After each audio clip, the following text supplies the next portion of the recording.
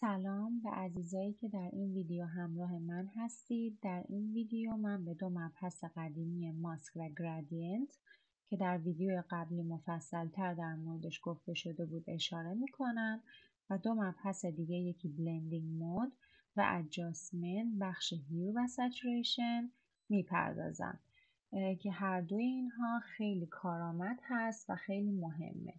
ما در نهایت میخوایم به این عکس پورتره با تم صورتی برسیم. حالا از چه طریقی؟ یکی با در دست داشتن این عکس دود صورتی و دیگه همین عکس پورتری که پیدا کردیم. در واقع ما اینا رو با هم بلند کردیم، ادجاستمنت بهش دادیم، تم صورتی بهش دادیم و برای پس زمینه بهش گرادینت دادیم. خب حالا وقت شروع کردن پروژه است. اول از همه ما وارد همین عکس پورترمون میشیم. طبق معمول با دبل کلیک کردن روی لایه و زدن اوکی قفلش رو باز میکنیم.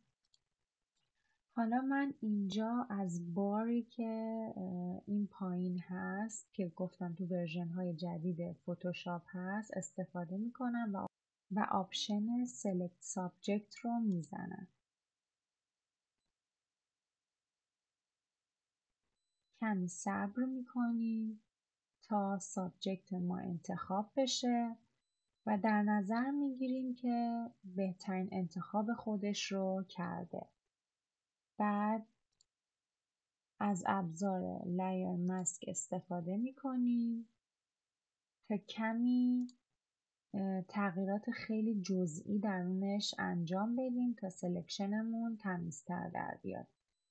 این هم باز بهتون گفته بودم که از براش تول استفاده میکنیم و رنگ سفید باید رو باشه. زوم کرده و قسمت هایی رو که سلکت نشده بودن رو برمیگردیم. یک قسمت هایی هم اضافه سلکت شدن، پس مشکی رو میاریم رو و این لبه ها رو به آرومی میکشیم. حالا من الان یکم سریع دارم انجام میدم برای اینکه زمان ویدیو زیاد نشه و این باعث میشه که خیلی کار دقیق در نیاد.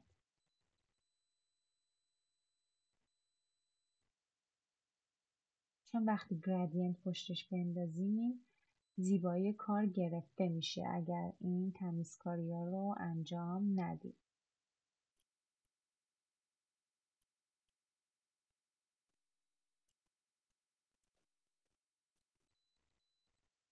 خب حالا یک لایه جدید باز میکنیم. لایه‌مون رو به پایین ترین لایه انتقال میدیم و سر وقت گرادینت میریم. گرادینت دو رنگم رو من از قبل انتخاب کرده بودم، مشکی و صورتی. از این گوشه درگ میکنم به این سمت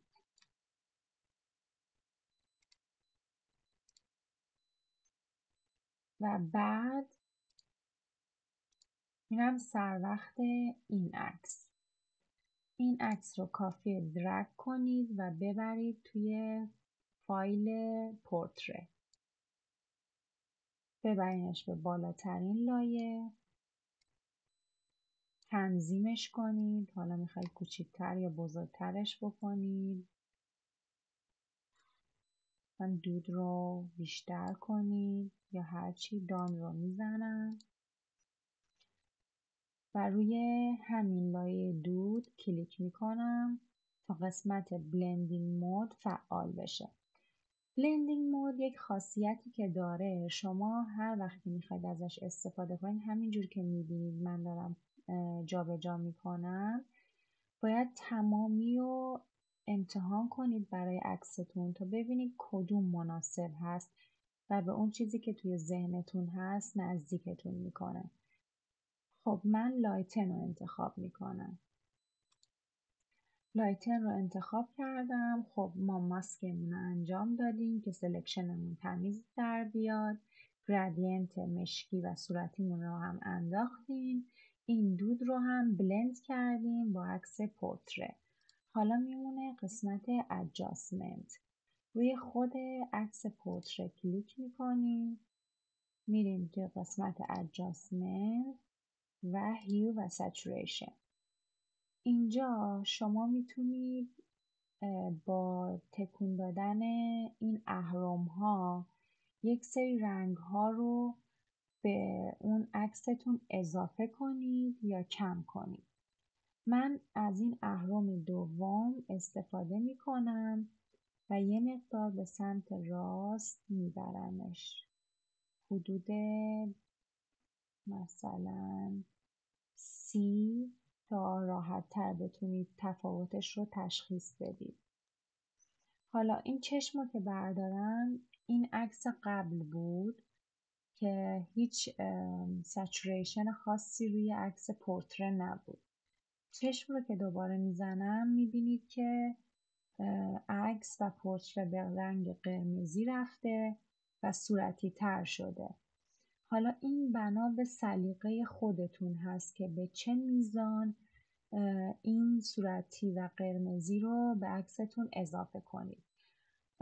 من خودم ترجیحم عدد 25 هست. 30 به نظرم یکم زیاده.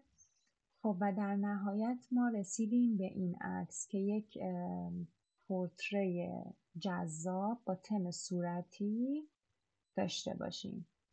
ممنونم از اینکه تا اینجا همراهی کردید و ویدیو رو تماشا کردید.